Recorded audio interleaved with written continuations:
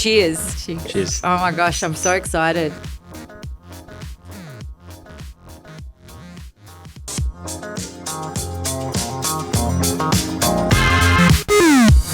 I'm super excited to have my Macedonian fellow friends here today on the Staying Alive and Rich podcast because they're going to show us how they stay alive and rich with their new DNA Distillery, Rakija. I'm super excited to not only showcase this beautiful award-winning beverage that's been in our tradition for centuries and centuries, probably since inception. Yeah.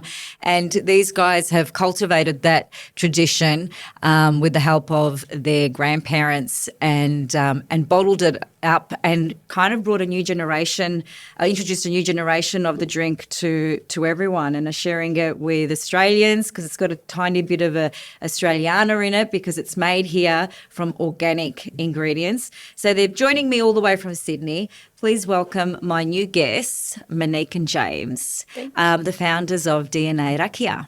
Thank you so much for having us. Really excited to be here with you. I'm excited to have you here too. I'm excited for so many reasons. A, I'm looking at this Rakija going, I really need a sip of that. And two, I'm particularly proud and excited of your journey in bringing such a fundamental drink in our culture that we've grown up. We shared this prior to the start of this podcast, how we shared, there was always a cheeky uncle that had a flask in his pocket at an event, would come up to you and say, do you want to sip? Do you want to sip? And now you've created this amazing product that not only looks good but has won awards. Yeah. So that was surprising for us too. Take me on this journey. How did two young cousins, and you are young because I'm ancient, so two young cousins thought, you know what, we're gonna make Rakija. Yeah. But we're going to do it properly. Yeah. Well, we'd been around Rakija our whole life, as any Eastern European has, from as long as we can remember. Our grandparents sipping on it being at every celebration, from christening to funeral and everything in between. And for us, it really culminated in starting DNA when Monique graduated her law degree. So it was the middle of COVID basically, and I finished my law degree, but I had gotten stood down because I was working under a scholarship at a particular law firm, and they didn't have capacity to keep me on because I didn't qualify for JobKeeper. Oh, okay. So I got stood down, and James actually took me out to celebrate after that period of COVID because I got admitted as a solicitor, and he was like, oh, I'm so excited for you. Yeah. Like, what are you going to do next? And I think he thought that I was going to turn around and say I'm going to be a judge's associate or something to that effect. And I said, oh, I want to make Rakija. And he was like, what? I love it. I want to make Rakija. Out of nowhere. Yeah, we were walking down George Street. And I literally stopped in my tracks. And I was George Street in Sydney. George Street in Sydney, yeah. We'd just gone out for dinner. I was like, what? Do you want to make Rakija? We're just talking about, you're a solicitor now. And I was thinking some hotshot lawyer thing. And I was like, no, I want to do something for myself. And I really wanted to create something from scratch. And, being young, I was always tutoring or doing something that was my own. So I wanted to create something that was my own. And I had been thinking about it for months, but I had never said it out loud to anyone. And I don't know what possessed me or came over me at that time, but I told James, and he was like, we need to do this. So that was on a Saturday night, and I couldn't stop thinking about it. Sunday, Monday on my lunch break, I still couldn't stop thinking about it. So I called Monique on my lunch break and was like, Mon, this can't be a random idea that we have on a drunk night out. It has to be something that we put action to. Let's catch up tonight. What time are you free? We need to talk about it. We need to run through, write some dot points and, run through the business plan. And I was like, I finished tutoring at 9. He's like, 9:15, I'll be at your house. I was like, okay. I love the tenacity. So I rocked up in Ugg boots and a jumper, and James rocked up, pretty much dressed how he's now. Yeah, I was ready. You're ready. Briefcase, laptop. Ready to go. And I already had, dot points listed, all right, name, what's the culture of our business going to be, what do we want to stand for, all that sort of stuff. like conversation topic place. That was the only thing open. That's hilarious. Yeah. So we're in a Macca's, like I've got like the laptop out. We've like taken over a corner of Macca's. We're like, all right, these are the talking points of the meeting. And he was like, I'll just go order us something and I'll come back. And I'm looking over the talking points. No, but Mon was on a gym challenge. So I was like, I'm not eating Macca's. I'll just have a tea. So I went and ordered Mon a green tea, and I'm having like a Big Mac, like, and just like my normal order. And I go up, and my first talking point was we have to like talk about what the brand DNA is, because it's really important to stand for something and have the right image. And I went away, ordered, came back, and Mon's like, that's the name.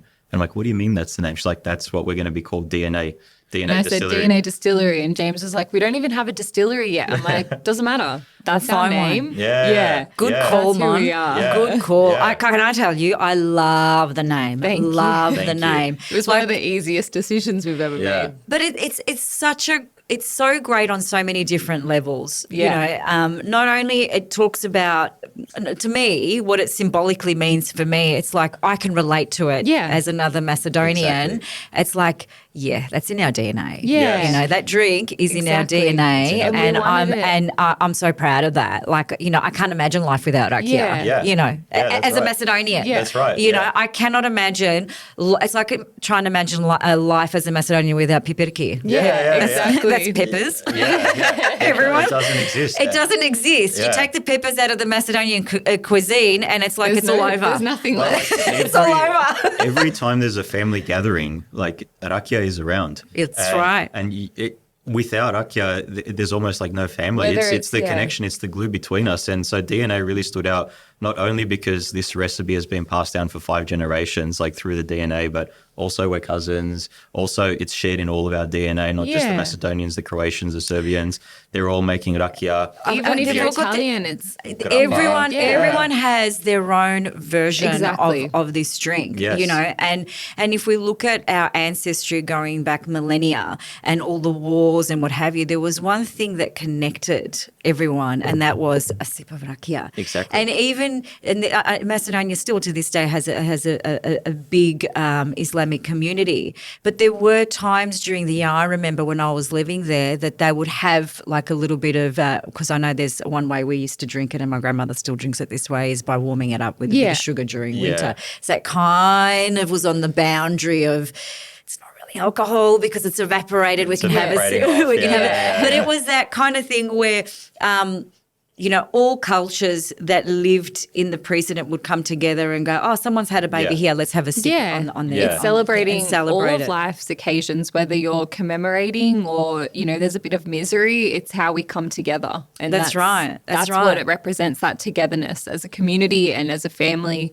and a culture. And that's really what we wanted to share and bottle, like that feeling of love and family. Like, and that connection to the old country too. Yes. I think we were talking earlier about your grandparents, and I didn't have grandparents that came here, but my husband had grandparents that came here, and we were actually talking about it earlier about how they tried to keep the tradition and what have you, and they did, you know, in their own little ways. But having a relative that would bring back Rakija from overseas was their connection. Yes. Their connection to their culture, and their connection to the people that they've left behind, and the connection to the land as well. Yeah. So it had such a profound meaning for them, especially the first immigrants that came through back in the late 40s, early 50s. So I think you reinventing that, if you will, you know, and fine-tuning it for a new generation. Yeah, it's been a perfect match. Our grandparents came here with nothing, typical immigrant story. They came here, worked in laborious jobs. That's what was available. But they had the understanding that had been passed down to them of how to make Rakija. So really, like, that's what they taught us, and that's what we saw growing up, that skill set. They taught us to believe in ourselves, like to someone to be able to leave everything they've known in want for something more and to always have faith in whatever you want to do. Like without that and without those lessons and learnings from them at a young age, we wouldn't have had the courage to do something like this, to leave our side hustles, our day jobs, whatever it is, and start something for ourselves that's a tribute to all of them. And And you're right in saying it is so courageous to dive into something that realistically, talking to you now, none of you have got a background, either of you, sorry, have got a background in making alcohol. Neither have I. I wouldn't know where to start. So we didn't. So you're in Macca's, you're munching on your Big Mac and what have you. You're sipping on your green tea and you're going, nah, DNA's the name. It captures everything. It's the essence of who we are. That's exactly Where do you go from there? Then we started a list. Started a list. I love a list. We realized we didn't know what we were doing. So we started a list of where can we learn these things. So we just started calling a whole bunch of distilleries in Sydney and from A to Z and just hey, this is us. This is what we want to do. This is what we want to do. Our grandparents have this tradition of making Rakija. We know you're making gin or whiskey or whatever they're making. Yeah. We would love to come in, help you for free, almost like free interning. We just want to learn. We don't want to compete with you. We don't want to make a gin in the future. We want to do this and we just want to be immersed in the experience. We've got a passion for this. We really care. And can we learn? And then we got passed around and we found the right people. And as an industry, the Australian distilling community is very supportive. There's only so many of us. We're a small bunch and everyone's excited. Everyone's excited that we're doing something different. And there was so much support for that, which we're very grateful for, because if we didn't have that, there's no way we would have had a bottle or a winning bottle. For us, the brand was very strong and it's something we didn't really need help with. Obviously, you always need help and we're very aware of that. We're young and we're naive and we know that we have a lot to learn. But to come into an industry where there's so much community support is beyond. Coming from our previous industries, I was in property and finance and on doing law. They're very competitive, cutthroat. It's cutthroat. Tall poppy syndrome situation. Exactly. I know. And then we came into the alcohol industry and Australian distilling and we're like, hey guys, we don't know what we're doing. We want to really learn as much as possible and do it the right way and pay tribute to our family's recipe and heritage. And everyone just took us under their wing and we're come learn. This is what we do. This is how we do it. This is the equipment we use and all this sort of stuff. So we were very fortunate to cut our learning have a passion, curve in half, meet the right people, and there's hard work and then there's luck. And I think we had a bit of both. I think also though too, James, if I can say, the fact that you've gone and, you've humbled yourself and said, hey, I've really got no idea. I don't want to I'm passionate about this and I really want to learn. I think that kind of allows distilleries to go, oh, wow, this is so refreshing. Absolutely. Come on board, mate. I think that there's something to be said. There's something to be said about someone that goes, hey, I just, and it's, oh God, I wish there was more people out there like that had that kind of attitude. It's, hey, I don't know anything about this, but I'm so eager to learn because I love what you guys are doing. I just want to make my version of something that I reckon might be okay. And there's something beautiful about that. And, well done. Well done for doing that. And well done for actually going down that path. Because I was expecting you to say, we got in touch with the distillery, we gave them the recipe, and the rest is history. You've actually gone in and done it in the true Masso way. I want to know how it's made. Teach us how to do it. Teach me how to do it. It's one of those early things mornings, late nights. We were it was good. on, because we had our day jobs to fund all of this. And every night we were on a Zoom till midnight, 1 a.m. just talking to each other, what do we have to do next? And it didn't feel like work. It still doesn't feel like work. Coming here, this is our work, talking to you about what we're doing. It was a lot of fun. It's exciting. We got to learn more about our culture and our family history also. And ourselves, I think, the ability to really be able to push yourself and decide exactly, give up all control and say, I don't know what I'm doing, help me. And I think it was good that we were making a physical product. We were both from service-based industries. With a physical product, there's a set process. You have to do one thing before the other before you have an end product. So Mon coming from a law degree, very process-driven, same in finance, you're very process-driven. So our to-do lists were always good. We had things amazing and to-do goals lists that we were just working through and we're like, okay, well, if we do all of these things, we're going to have an end product that is going to be marketable. So let's just really nail down on all the things we have to do and do it to our best. And wherever we don't know how to do something that's a technical aspect, let's go find who knows how to do it the best and learn from them and bring that knowledge in-house. And we really just one step after another, put one foot in front of the other and we learned it and There's still a lot to learn though. Oh, look, there's always a lot, like I said, I'm ancient, and I'm always learning, and I learn a lot from the young kids that surround me because they're so much more savvier than me. And they're, in a way they are more courageous because they're not afraid to go, I tried this and it was crap, but then I tried this and this really, really worked. And I think that's important too. But I'm intrigued to know, when you told your parents that you're making a Rakija, like what was that? How did that conversation go down? Shocked. No, being a Macedonian parent and having two sons, if one of mine came home and said, I'm making Rakija, I'm like, you're on drugs. Yeah. What are you talking about? I came home from that night at Macca's and I was bouncing off the walls. Like, when you have a conversation, it just gives you so much life and you're excited. And I felt like I couldn't sleep for the best way.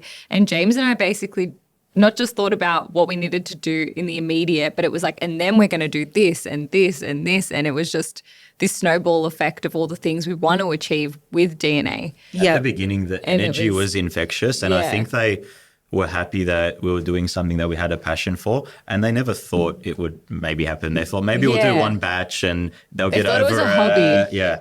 So, my mom and dad were like, but what about law? I think towards the end of 2020 when we were in the midst of it, Mum was like, so you're going to apply for another law job? And I did, and I got it. Oh, and did then you? Congratulations. No. Oh, you said no. I got the job, and then they were like asking me to start, and I was like, no. Yeah, I'm having way too much fun making this stuff. Yeah. And I had we all have a different job that subsidizes this. We like to call this our very expensive hobby at the moment. But yeah, and that took courage too. And to be able to say to my parents, no, this is the path I'm going to go down. There's a feeling from within where you have to do this. To not do it would be crazy. Yeah. And we really understood that from day one, from that meeting at Macca's, and actually from when Monique told me about the idea, I'm like, this is something we have to do.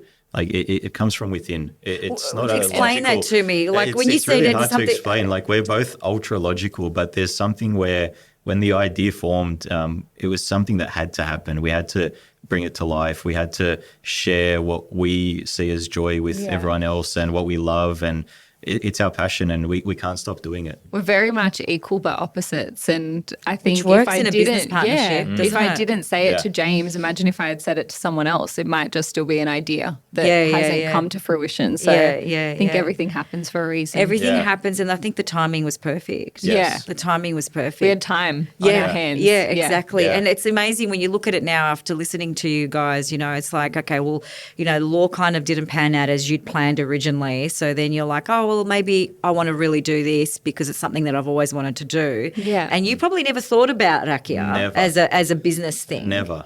And then you've jumped on going, actually, this has got legs. Yeah. And he recognised it probably before I even did. Yeah. It took me a while of just thinking through it because my relationship with Rakija was my dad was Rakija that is 100% and methylated spirits and that was my initial relationship with it. But when you zoom out and you see, well, the French have cognac, and cognac is just distilled wine, and there's the bottle of Louis XIII for $10,000. Australia arguably has the best Shiraz in the world. And it does. No one here is distilling it, and we've got this recipe that's been passed down from 5 generations and arguably the best wine in the world, and the match is made in heaven. And so now that you put it that way, oh my God, you're right. But we hadn't, the more we started to look through everything in the archives, because we were so clear in our branding, I was like, it's going to be old family photos. That's where we're going to start. Which I love. And when we found these photos, that's when we found out that our dedo was distilling it 5 generations ago. It wasn't something that we knew up front. So I feel like we've discovered so much about ourselves and our families and everything throughout the process. Yeah, we didn't know that our dedo, which means grandfather, Naum from 5 generations ago. Naum's an Ugrinovski name. They were And then he was known in the village for making the best Rakija. Really? And people would travel by foot just to buy his Rakija from other villages. And it was what was it? Was it made from? Because I think traditionally it's either plum or plum or grapes. Yes. And then there's pear as well. So in that region where they were, there was a lot of grapes. So they traditionally made it from the grapes. And he was so famous for it. And we only realized this when we went through the archives that my dad's dad, my grandfather, for his wedding, walked 2 villages across, bought the Rakija from my dedo from the other side of the family. Oh my God. Yeah. And then came back and served it at his own wedding. Wow. So my 2 sides of the family, before it was even connected, because my mum and dad met here in Australia. Did they really? Yeah. So, wow. So, 2 sides of the family walked, bought the Rakija, served it at his wedding. That was my grandfather.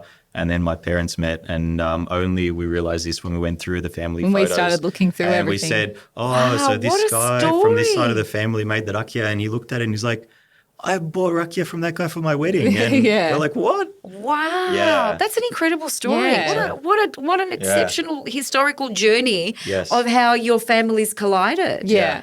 So how are you guys related? Just on to, our mum's side. On your mum's side, yeah, okay. Cousins on our mum's side. Yeah. Okay. Yeah. So Dedo's been making this Rakija for he learned it from his... Because that's the thing with these recipes. As well. Yeah. It really is passed down from generation to generation. Yes. I don't have anyone in my grandfather, my late grandfather, on my mother's side, he was a bit of a winemaker. But we don't have a traditional recipe like you guys obviously have, but we would have been the people that would have gone to the village to buy it and get the Rakija from him. It's really good. Yeah.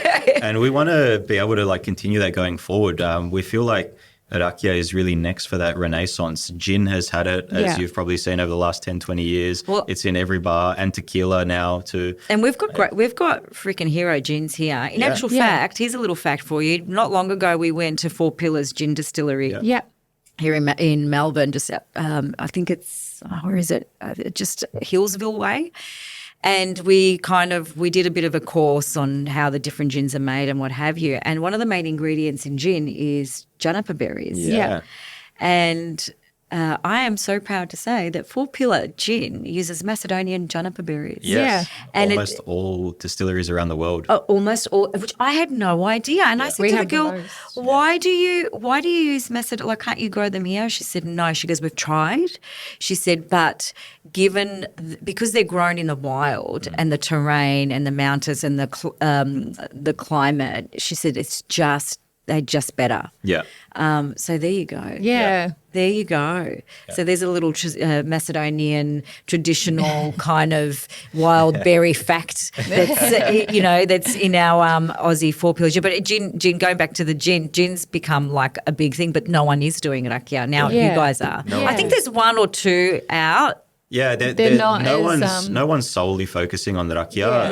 No. Some people are doing it here and there on the side, but we wanted to just be true to our family recipe and only do Rakija, only do it the way we were taught. Yeah, and there's just use the best produce. Aniseed or anything like that in ours. Like, it's a very traditional Rakija. It's not a mastica way. Yeah.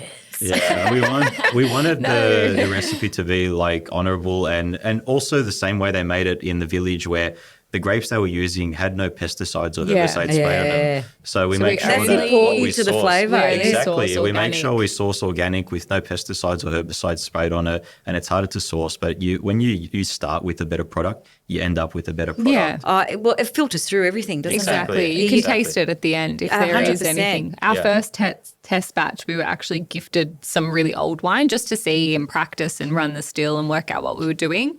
And you could taste it at the end. So we're very, very pedantic in how we source. Research and development that went into making the right batch, experimenting, bottling the right batch. Bottling the right batch. How do you go about doing that? Because so you've gone to a couple of distilleries that have taken you under your wing and really supporting you in this journey, right? Yeah. And so you start to figure out, okay, how it's the distilling process, and obviously into the way they did it traditionally is very different to the way we do it now. Yes. Right. So thank you technology and everything else and innovation. It doesn't take as long to create it as it would have back in the day. I did read that you guys sold out when you did your first batch. So we did a really small batch to begin with, just a sort of test batch. We had no idea whether people would be receptive or if anyone would care that we were making Rakija. And we, started our socials. We only really had Instagram and Facebook and started slow and launched in December 2021, the 1st of December, which just panned out that way, but it was a good date because now you can always remember it. Yeah. And we sold out in less than 3 months. And then beyond that, a few months later, we've won double gold at the World Spirits competition, which was really exciting. Yeah. We had no idea what it meant at first. What does it mean? Well, double gold is on a blind tasting panel. Blind tasting panel. I know what that means. They don't see your bottle or the dollar value. They don't know where you're coming from. So you could have been that $10,000 bottle of cognac, or you could have been us, or you could have been some cheaper bottle. So blind tasting panel, every single judge awarded it gold. So so not only did it win the category, unanimous gold across the blind tasting panel. So we won that for both our classic and our gold Rakija. And then our gold went on to win best of class. So it was kind of like that validation. Not only your didder would have been so proud. Yes. Oh my gosh. Yeah. That is amazing. Yeah. That is amazing. They had no idea. And when you won, what was your reaction? Were you like, no way? Like, we didn't know how to react at first. We didn't know. Like, and when we started saying thanks, we started calling up all the people that helped us along the way. We said, guys, we just entered our first competition and won double gold. Thank you. And they really alerted us to the fact that it was a big deal. So we were talking to these distilleries that have been around for many years, and they're like, double gold, really? In your first year? Oh my God, in your first year. Like, we've been going for that for like 30 years and we've never won that. We're like, oh, okay. Wow. Yeah. So it was exciting. And it was exactly that. It was, you're on the right path. Yeah. You're meant to be doing what you're doing. Yeah, validation. Because when you produce something, you're biased. You think it tastes great. And not in our family and culture, though. Yeah, everyone's like, oh, it's okay. It's okay. Good. It's all right. I love it. Yeah, it's not as bad as we thought it would be, sort of thing. It's like, how did you actually think it's actually good? And we got a lot of that, like, oh, yeah, it's actually all right. Yeah. But, getting that validation. We're so critical, aren't we? Definitely. Oh, God. If you can impress your own family, you're doing well. Yeah. The biggest spirits competition in the world to take that out in our first year.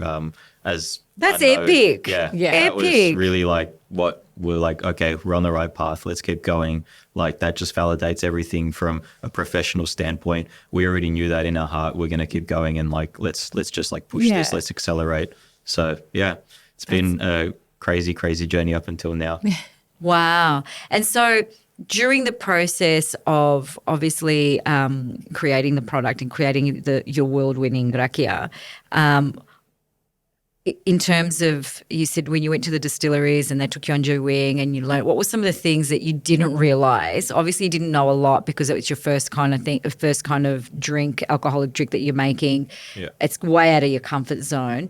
But when you actually started, how far into the process did you realise, wow, this is like going to take a little time? We learned that pretty quickly, because when we were learning from our grandfather, he was like, oh, you just do this and this and this and then it's done. And he's like, and you wait. So and you wait. Yeah. It's like, you wait. You let it then just pour through and you bottle it up. And there's a lot of waiting in distilling. Yeah, and then you go to a distilling. And you see all these big things and it goes in one and then it goes in the other and then it goes in the other and then you're like, what the hell? Rakija is a little bit more simple than other things because it's just the one, like you're just distilling the one wine. You just have to make sure the parameters of everything that you're going through is like really like in check before you start going. So you have to know the wine that you're getting, the parameters of the wine, like the temperatures of where you're going to do it all at. And so there's a few like having advice things. From a winemaker is always really good because they know more about the wine than what we do. Even though we know how to distill it and the flavor that we want, it's good to get that reference and, call on an expert when an expert's and necessary. And every year wine is different. Like, depending on the climate. Exactly. So, So we have to make sure that we refine our distilling process based off the wine that we get, and similar to what the winemakers do where they have a batch log of this year the harvest was like this and it resulted in wine tasting like this. We have the same on our website. So we're like, okay, just this year we sourced the wine here. Just be able to educate people that Rakija is something that's not going to be the same all the time. But that's the uniqueness of it as well, because it is a product derived from natural and, as you said earlier, organic ingredients. And so you do rely heavily on the climate and the environment. And if it's right, then fantastic. And sometimes it might be a dry summer or a dry season, or it might be quite wet, which will influence obviously the taste of the grape, the taste of the wine, taste of the end product, the Rakija. It doesn't mean that it's just going to influence it. It's just different. Do you know what? I've had wine that's, where I've had wine in restaurants where the sommelier will come out and say, this is a drop from this year, and it was a bit of a dry, year, but it's a really fine drop because it's got quite a woody taste. And you taste and you're like, oh wow, this actually tastes really good. And I probably had that wine before, but that particular one, and then I'll go and try and find that year that bottle because exactly. It didn't happen to be the best environment for the grapes at that year, but the wine was fantastic because it was a bit sweeter, because it was a bit drier. So all of that sort of stuff. Rakija this year actually is a little bit sweeter. Is it? Yeah. Was it a dry year this year? Yeah, a little last bit. year. Yeah. It was a bit dry, wasn't it? Yeah. Although there were drier than the previous ones because we had La Nina, rain and cold. So But it always affects it a little bit. But and I was like, ooh. through that, we can smooth it out a bit with changing the distilling process to get a more consistent product. But there's always going to be, with the input changing a little bit, you're always going to have the output changing a little bit. Yeah. So the back of every bottle has a batch number, bottle number, and people can reference on our website, okay, this is where I'm getting the grapes from, this is what that year was like, and all that sort of stuff. Yeah. Yeah. So you've kept it really traditional by only having 3 core Rakijas. We'd love to do a plum, but plums That's probably next. hard to find. So good plums are hard to find. Yeah. My dad's uncle had a plum orchard overseas, and he used to make his own Rakija from the plums. Yeah. Nice. And it's a very different flavour. Beautiful. Very, very, very nice. But would you ever consider bringing the fruits from actual Macedonia here and doing it that way? Yeah, ultimately, as we scale up, we want to be able to show the world that Rakija is something that can be enjoyed from everywhere. So we want to do a batch from Macedonia. We want to do a batch of wine sourced from Bordeaux from France. We want to do some from Napa Valley. We want to be able to expand it to a point where what the wine industry is enjoying now, we want to show that this is a derivative of that, and you can enjoy it the same way in a spirit. It can mirror it. Yeah. I have 100%. Yeah. And the one thing about this particular spirit, it's so transferable as well, because I noticed on your Insta, you've got some freaking cracking recipes.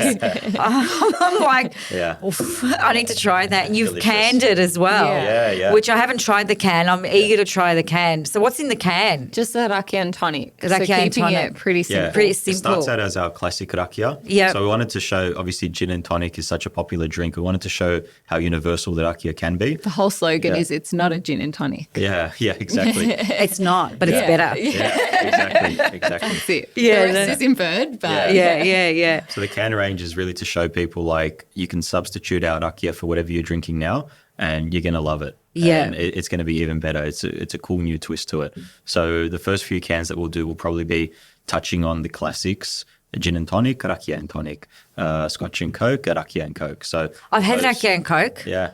The alcoholic that I am. No, not really. I have had Rakija and Coke, and it is actually yum. Yeah. It is really. I haven't had Rakija and gin and tonic, and when I saw that, I'm like, that actually could work. You know, why haven't we done that? I'm sure someone has. Yeah. But why haven't we? I do like Rakija and soda, just to dilute it a little bit. Yeah. That's my kind of go-to. I do like a clear spirit, I must admit. But you've got 3 core. So you've got your golden Rakija, which is a very traditional one because I remember that as a kid growing up. Yes, And then you've got your white one, which is another one that's very traditional, clear. And then you've got one more. We've got a pear as well. Pear. So the gold and the classic are both derived from the same thing. It's distilled Shiraz. Yeah. Because we sold out so quickly, we then thought, okay, what else can we do? And we had access to fermenters, so we got some pear juice and did that because it's typically Bubba's favourite. So it's a little bit sweeter, a bit more fragrant, a bit more floral. We wanted it to kind of fit into the narrative. So everything we do with purpose, and it's like, how does this fit into the story that we have to tell? So the pear was for our Bubba. Yeah, so the way the story goes is the granddad is making his own Rakija from the excess wine that he's got left over, and then the grandma is nagging him and saying, your stuff is too harsh, you make it too strong. Make me something from the pears, because the pear season is then after the grape season. After the grape season. And then you make something special for her, and like that's really like what we wanted to do. So this is sort of like an arc on like our dedo's like recipe and all that, and then the pear is like for our baba. For the baba, yeah. Again, you're right. I don't remember. I remember my grandma having a similar drink. I'm not sure if it's made from pear. I feel like it is called krushkovac. Yeah, that's exactly what it is. Is that what it is? That is what it is. I wasn't sure whether it's the same thing, because I just always thought the krushkovac was like a liqueur. Yeah. Where can people buy it? I know you can buy it on your website. The easiest place is on the website. We'll send it straight to anyone listening. So dnadistillery.com. But just ask your local bottle shop, and if they don't have it yet, tell them to get it in, and we'll hit them up and make sure it's there. We're small, but we're growing, and we love the ability to be able to pack everyone's order and see who orders, and when an order comes through, what did they pick, and you know, write handwritten notes and things like that, because we're it's so sweet. I got mine today. I'm so excited. And it's really, really sweet, and I love the messaging in your box from our families to yours. It's so endearing. I think it's so true to who you two are as individuals, Definitely. you know, and it's really, really lovely. It's easy to make the right choice when you're guided by your values in that way. Yeah. What was the hardest thing you learnt creating Rakija? Patience. Patience. Oh, really? Probably with Rakija, you can only produce it once a year because you have to wait for the wine harvest. So by the time we came up with the idea and all of that, we had to almost wait a whole year for the wine harvest to come around. And not only that, liquor licensing and council approvals to start a distillery, where they think it's just going to explode, blow up because it's all flammable. And so trying to explain to them it's just a kettle. Council approval, liquor licensing, upskilling from not being in the industry to going full on having your own distillery. Like you have to go from 0 to 100 like very quickly. So upskilling, patience of waiting for the next year to be able to produce our first batch. I didn't think about that, but you're right. All of it, That's why when we sold out so quickly, it was like we have to wait now. What do we do? Wow. And how do we keep people interested? Yeah. Wow. But sourcing grapes or wine from north, would that be an option? So that's what we want to do. We want to be able to source from around Australia, like where it matures at different points. So, so you kind of got exactly all year round. We've been doing bigger batches as well. Like from our first batch, it was 5,000 litres, and then we did 25,000 litres. So. Wow, that's a huge jump. That's a massive jump. So we've just been rolling everything into the next batch, and just keep growing. Have you sent some overseas? Yeah. We haven't. Just for competitions, not for sales. We haven't exported yet. What about to your family overseas? Do you have any family overseas?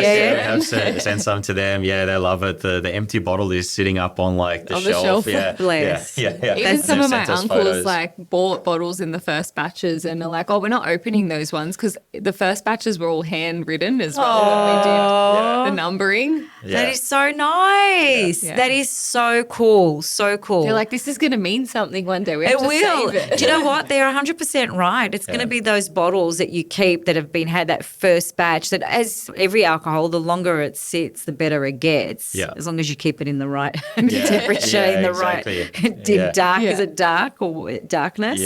But that's so cute. So there are plans to expand overseas. Yeah, definitely. Yeah, definitely. That's really what we want to push into, because everyone knows the Australian wine industry has a premium like perception around the world, and this is just a distilled version of that. So really want to push into export, show everyone what we've got here, and that education piece overseas as well. Like this is an Australian product. Australia makes some of the best products in the world.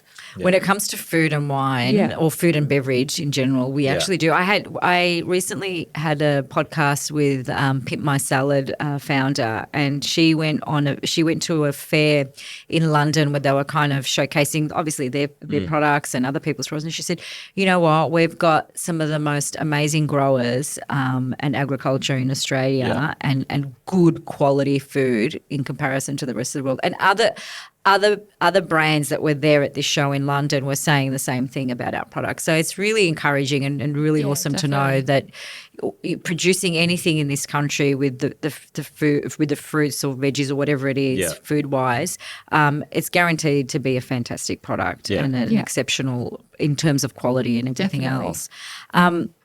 So where you're wanting to expand the market, go overseas, work on perhaps some new kind of Rakija formulations. Yeah. We're never going to have more than four core products. Hopefully. 4 core products. Yeah. So you'll 4 have or 5. Yeah, so yeah. We've got 3 now. There's 2 that we're toying with. You're toying with the plum? Yeah. The plum would have to most likely be the next one. That's the next traditional one. Yeah. The plum, the grape, and the pear, they're the 3 biggest in the world. Yeah. And then there might be a rotating like special release of something that will come in and out. Found some like an exclusive, like what do you call it? Like a limited edition. Exactly, like a limited edition thing that pops in and out every now and then, and we might do once a year, and then next year is something different. But the core range will always be the core Rakija products. And that's why our label's always going to be the same. Like we wanted to create something and create it once, make sure it's distinct, people can recognize it, and then not change it. Yeah. So, would you do collaborations with other brands? Yeah, we're always up for collaborations. Yeah. Oh, that's good. So, what brings you to Melbourne today, other than me? We've actually got a party at the Golden Fleece Hotel around the corner from here. We love the Golden Fleece. The food is exceptional. They've got this, and they're actually wonderful guys. They're really, really good. They're amazing people. They reached out to us, and they've got a whole Mediterranean-themed venue there. For anyone that doesn't know, definitely check it out. And they reached out to us, and they said, what you guys are doing is really like relates to what the environment that they're setting in their place. It's Mediterranean style. It looks like Santorini with the carved. It does.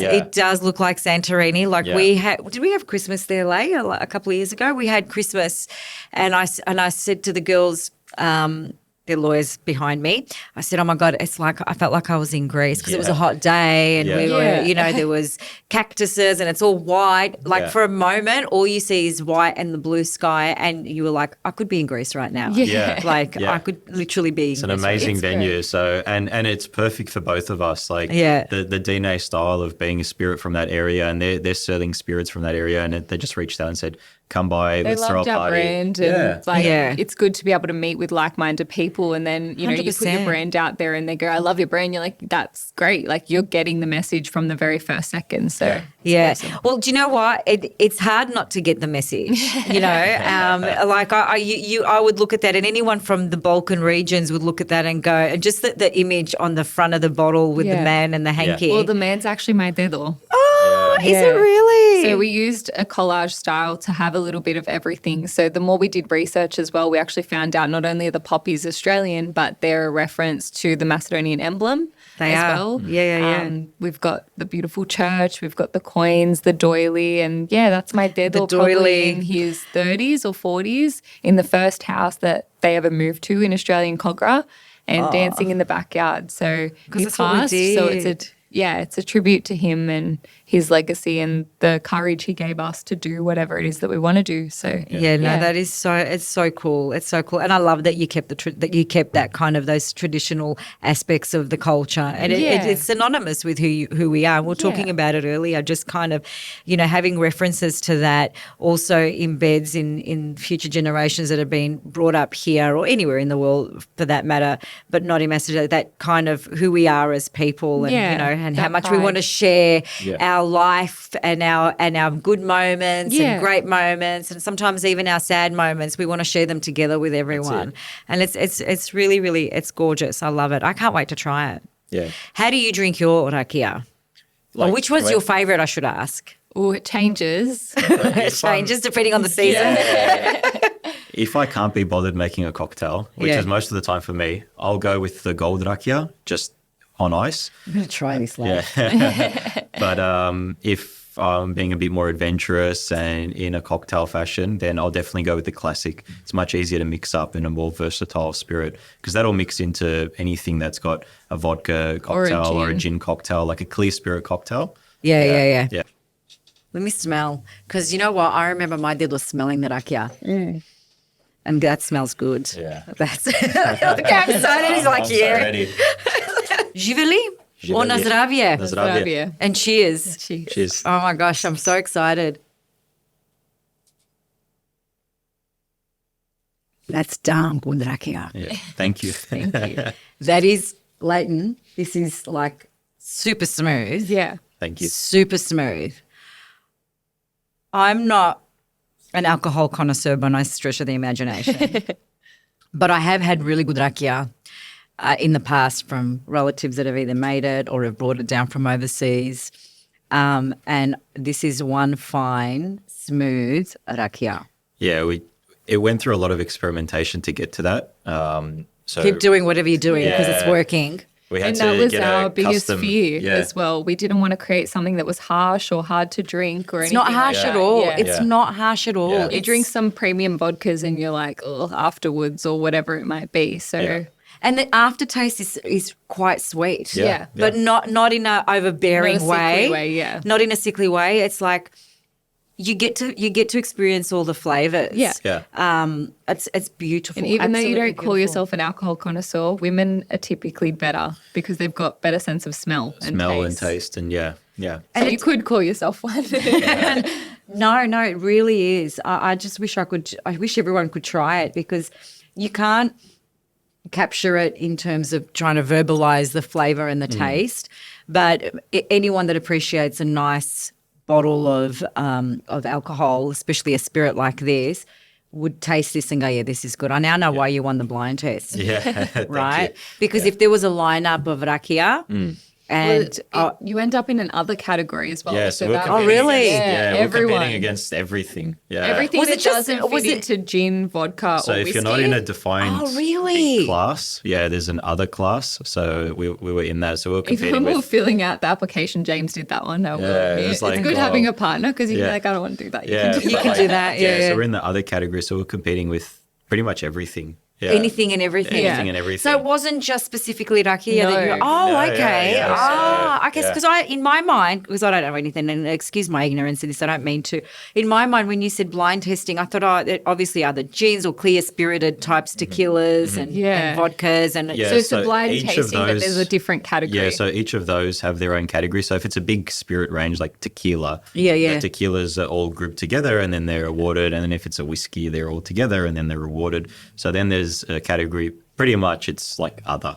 So something that doesn't specifically fit there, then that goes into those categories. But then again, there's only like bronze, silver and gold. Double gold itself is not an award. It's only awarded if it's deserved and if it's unanimous across all of the judges. So now that you've explained the scope, yeah. that is quite legendary. Your first batch too. Yeah. Well, we went on, and each The- year we try and enter to see what each batch is going to get and what's going to happen. And we've entered probably 5 or 6 competitions now Yeah, and been awarded at each. Yeah. Really? Yeah.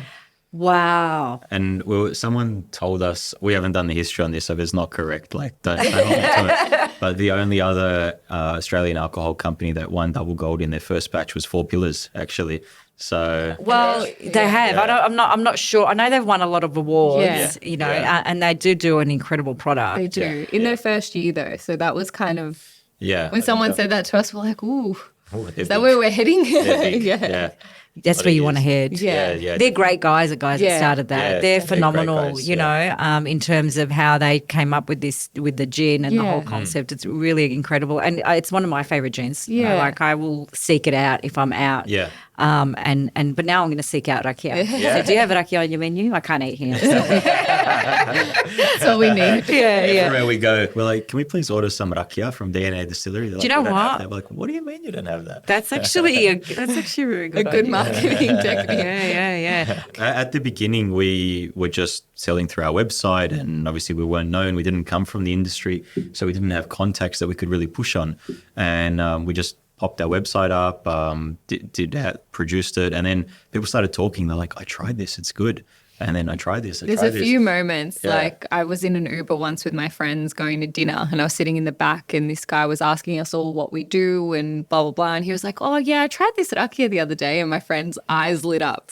And she was like, really? Where's it from? And he's like, yeah, this DNA Distillery thing. And she's like, the girl in the back. And that's so, how cool is that when that happens? Don't you love that? It's happened a few times to us. And you just feel like, oh, wow. Or even an opportunity like this where someone actually wants to hear our story. I think it's because I think it's important. People need to understand the connection that you're not just there to make another spirit. It's so much more than that. Doing it. That's right, it's so much more than that. There's so much love and integrity that goes behind this. Yeah. Even every social media post, like James is always on my back. He's like, post more. And I'm like, no, but I want to post what I want to post and what's true to who we are. They're all our family photos that our grandparents have had. Oh, please don't change that. Like I said to you, my uncle are all over it. It's like, I'm famous. And then his daughter actually messaged me and she was like, is this my dad? I'm like, yeah. Yeah, we actually have a lot of people send us a DM and they're like, that photo in the background dancing, that was my grandfather. Well, my husband, he's going to hate me for sharing this, but I'm going to share it anyway. My husband used to play in a Macedonian band, and in one of the photos on your Instagram account, he goes, that's Voyo, that's Goran on the clarinet, and there's Igni in the background. So shout out to all of them. Such a small world. Like we did this. And I'm like, really? Show me. And so we're zooming in on the photo. I'm like, where are you? He goes, I don't know. Maybe I got up to go to the bathroom. It was hilarious. And then my father-in-law jumped on your Instagram because we were talking about it. I was saying to you earlier, we were talking about it yesterday, and they were really excited about it. Like, oh, you're going to try it? I'm like, yeah, I'm totally going to try it. You got to tell us what it's like. It's got to be good. And then he was on there going, oh, that's such and such, and this is that person. And I'm like, it's such a small community. Right? I'm like, these guys are in Sydney. It's like, yeah, but we lived in Sydney for so many years. Yeah. So, so it is a small community and it's a gorgeous community. Yeah, definitely. And I love the fact that you're keeping the tradition in the DNA of the Rakija. Yeah. I think it's super, super cool. And more of that. Yeah. Totally more of that. I just want to say thank you so much for coming to see me today. I'm so proud of both your accomplishments and the product that you've created, but even more chuffed at the idea that you've brought so much of the past and repackaged it and reformulated into something as exquisite as this, as the Rakija. So for those of you that haven't tried it, get onto it or just come past the office. I'm happy to have another shot with you. And for those of you that want to buy it, jump on to www.dnadistillery.com. Perfect. Or jump onto the Casper Magazine website and read about the Q&A on the Q&A that we've had with Monique and James and that talk us through the process of how it's made, and all the info's there, including their Instagram. What is your Instagram account? DNA Distillery. Yeah. It's actually really cool. It's really retro and it's really cool, and I love it. Thank you so much for having us. It's been a pleasure. It's been an absolute pleasure. Thank you. No, I love it. Yay!